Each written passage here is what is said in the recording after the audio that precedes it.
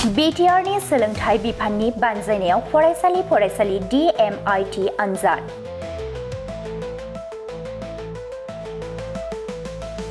थांनाय 28 जुननिफ्राय उदालगुरि जिल्लानिफ्राय जागायनानै चिरां जिल्ला हिसाबै दिनै जोबफैबाय।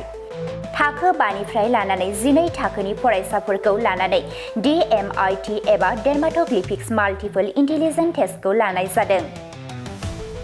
गंफ्रोमबो जिल्लानि गंफ्रोमबो BTC समष्टि थाखोआव बे आनजादखौ लानाय जादों। थांनाय 9 साननिफ्राय चिरां जिल्लानि गुबुन गुबुन गोजौ फरायसालिफोराव बे DMIT आनजादखौ खुंनानै दिनै जोबफैबाय। दिनै जिल्लानि माख्रा गोजौसिन गेजेरारि फरायसालियाव लानाय DMIT आनजादाव गं 30नि बांसिन गुदि गेजेर फरायसालि, गोजौ फरायसालि आरो गोजौसिन गेजेरारि फरायसालिनि खमैबो सा 3,000नि बांसिन फरायसाफोरखौ DMIT आनजाद लानाय जायो।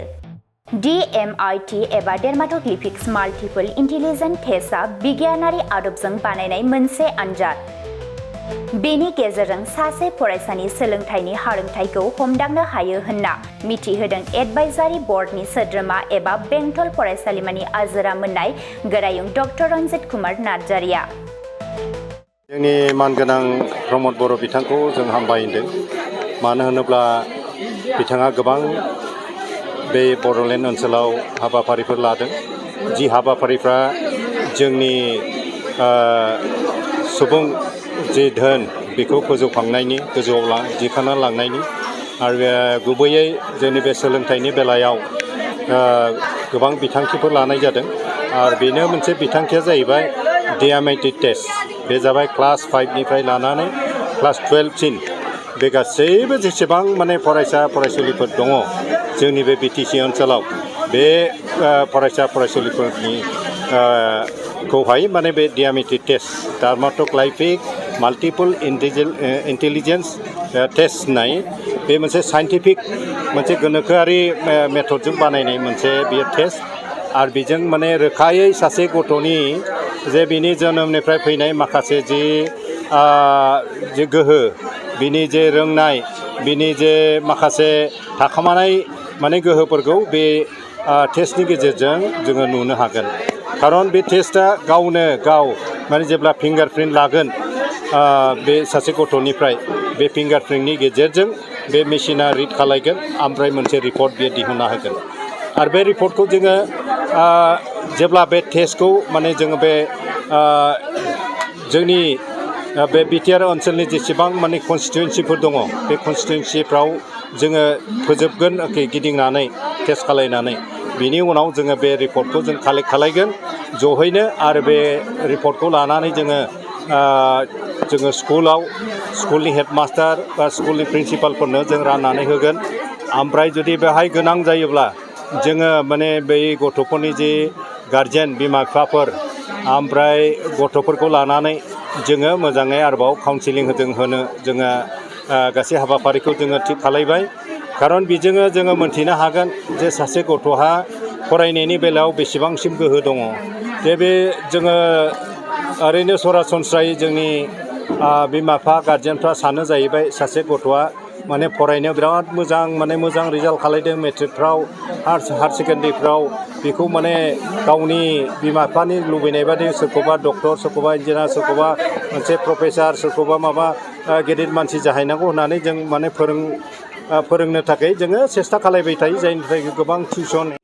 जोंनि गुबैयै गथ'फोरनि जे जोनोमनिफ्राय फैनाय माखासे जे केपासिटि जों बेखौ जों स्टाडि खालायजोबनो हाया। जायनि थाखाय गथ'फ्रा माने गोबां समाव जोङो गेजेर गथ' आदा सदा जानानै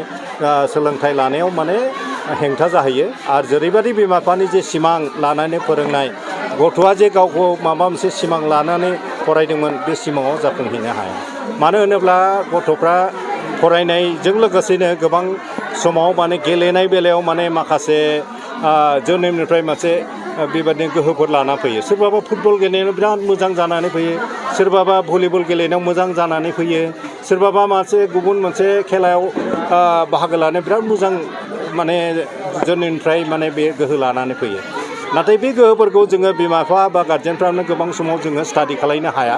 जों बेखौ माने जोङो बे गेलेनायफोरजों मा जानो होननानै जोङो फारसेथिङै नारहरना दोननानै जोङो सोलोंथायाव माने नोङो माने साइन्स फरायथारनांगौ डक्टर जाथारनांगौ इन्जिनियार जाथारनांगौ होननानै जोङो नारसोम हरबाय थायो जायनि थाखाय जों डक्टर इन्जिनियार फरायनायनि जे सिमां बेबो जाफुंहैला गेलेनायावबो बियो जाफुंजोबनो हाला जायनि थाखाय बे गथ'नि जे लाइफ बिनि जे केरियार बियो माने नस्थ' जालाङो दा बेफोरबादिखौ जों गोबां जोंनि समाजाव जों नुबाय थादों आरो सोरबाबा बेबादिनो मेथाइ खननायफ्रावबो बिराद मोजां मेथाइ खनग्राफोर जोनोमनिफ्राय गोहो लानानै फैयो मोसानायाव बिराद मोजां गोहो लानानै फैयो दा बेफोरनि जे गोहो बेफोरनि जे गुनखौ माने बे साइन्टिफिक जे जोंनि जे टेस्ट जों DMIT टेस्ट खालायदों बेजों जों इन्डिकेसनखौ मोनगोन दिन्थिनानै बेहा बेबादि गोहोजों बेबादि लामाजों थाङोबा बेबादि साइन्स फरायबा बेबादि गेलेनायाव जुदि हरोबा नैबेखौ दिन्थिदों बिनि गोहोआ नै बेबादिजों थाङोब्ला साक्सेस जागोन दा बेखायनो जोङो मानगोनां जोंनि प्रमद बर' बिथाङा बे बिटिआर ओनसोलाव थानाय बड'लेण्ड ओनसोलाव थानाय गासैबो जेसेबां गथ' गथायफोर दङ माने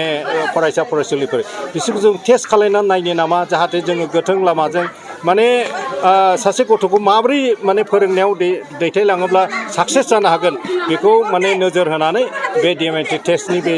जे हाबाफारि बेखौ लानाय जादों बेवहाय गोबांथार खरसा दङ बेयो माने ओरैनो DMIT टेस्ट जुदि प्राइभेटलि बबेबा जुदि खालायोबा बे हयथ' बियो 6-7 हाजारसो बे खरसा थाङो नाथाय जिहेतु जोंनि गासैबो बे बड'लेण्ड एरियायाव थानाय गासै मानसिफ्रा बांसिनानो माने थाखा रां रुफाया माने गैजायो बेखायनो बयनोबो गासैनोबो गोनां गैयै गासैबो माने गथ'फोरनो जाहाथे जों बेखौ फ्रि होनोसै नामा होननानै माने प्रमद बर' मानगोनां प्रमद बर' बिथाङा बेखौ गाव BTC निफ्राय बे गासैनि बिबानखौ लाबाय खरसानि बिबानखौ खालि जोंनो बे जे एडुकेसन एडभाइजारि बर्ड दानानै होबाय जोंनो जे साथाम जोंनो प्रिन्सिपालफोर दा बे जोंनो माने बे बिबानखौ नोंसोरो माने गासैबो स्कुल कलेजफ्राव थांनानै बे गासै हाबाफारिखौ मावदो आरो दा बेनो एक्सपार्ट टिम जों दाबाय एक्सपार्ट टिमखौ लानानै जों दा बेखौ जों गिदिंगासिनो दङ ओमफ्राय बेजोंनो जों सानदों जाहैबाय जे फैगौ माने बोसोरब्रै बोसोरबासोनि उनाव जोंनि जे सुबुं धोन बेखौ जोङो एकदम मोजाङै जों मोननो हागोन बानायलांनो हागोन आरो जोंनि बे बड'लेण्ड एरियायाव माने सोलोंथाइनि बेलायाव बहुद माने गोजौ थाखोआव दावखोलांनायखौ जों आसा खालायदों मोनसे बे सोलोंथाइजों लोगोसेनो सोलोंथाइनि बेलायावनो आरोबाव मोनसे बिथांखि लाबावदों जायफ्रा माने कलेजाव फरायनाय डिग्री फरायनाय आरो मास्टार डिग्री फरायनाय बे BA MA MSc MCom बेनो इन्जिनियारिं फरायनायफोर जुदि बड'लेण्ड एरियानिब्ला जुदि माबा डक्टर फरायनायफोर बड'लेण्ड एरियानिब्ला बिसोरनोबो बे थाखाय माने बे 5 लाख थाखानि जे मोनसे इन्सुरेन्स स्किम बेखौ दाहाल